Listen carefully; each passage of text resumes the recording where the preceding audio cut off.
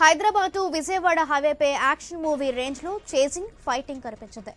హయత్ నగర్ లో అంబులెన్స్ వాహనాన్ని చోరీ చేసిన ఓ దొంగ విజయవాడ వైపు వెళ్తూ హైవేపై పోలీసులను ముప్పు తిప్పలు పెట్టాడు. చిట్యాల దగ్గర పట్టుకునే క్రమంలో ఎస్ఐని ఢీకొట్టి పారిపోయాడు. కేతేపల్లి మండలం కొర్లబహాడ్ టోల్గేట్ వద్ద గేట్ను ఢీకొట్టాడు. చివరకు సూర్యాపేట మండలం టేకుమట్ల వద్ద రోడ్డుకు అడ్డంగా లారీలను పెట్టిన పోలీసులు దొంగను పట్టుకున్నారు.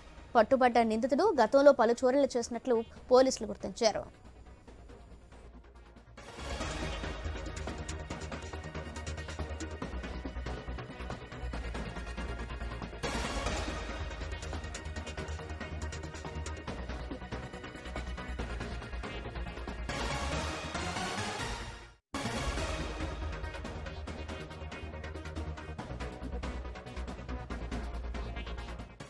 హైదరాబాద్ టు విజయవాడ హైవేపై యాక్షన్ మూవీ రేంజ్ లో చేజింగ్ ఫైట్ కనిపించింది. రైట్, ఈ అంశానికి సంబంధించిన మరింత సమాచారం మా ప్రతినిధి కిరణ్ అందిస్తారు. కిరణ్, హైదరాబాద్ విజయవాడ నేషనల్ హైవేపై దొంగ హల్చల్ చేశారు. అయితే హైదరాబాద్ పిఎస్ పరిధిలో ఒక అంబులెన్స్ ను చోరీ చేసినటువంటి దొంగ విజయవాడ వైపు పరిగెడుతున్నాడు. దీంతో హైవేపై ఉన్నటువంటి పిఎస్ లకు సంబంధించిన ఎస్ఐలను మొత్తం కూడా పోలీసు ఉన్నతాధికారులు అలర్ట్ చేశారు. అయితే చిట్యాల వద్ద అంబులెన్స్ ను పట్టుకునేటువంటి క్రమంలో ఏఎస్ఐ జాన్ రెడ్డిని ఢీకొట్టి పారిపోవడం జరిగింది.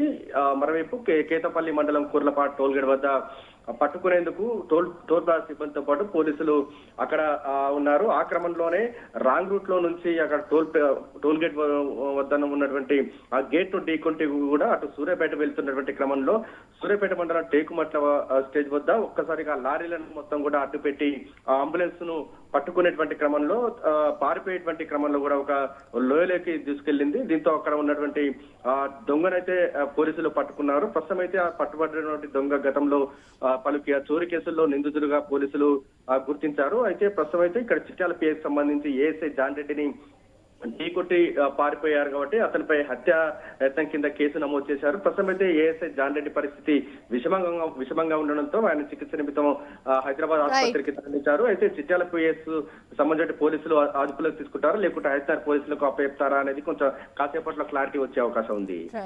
Right, thank you Kiran.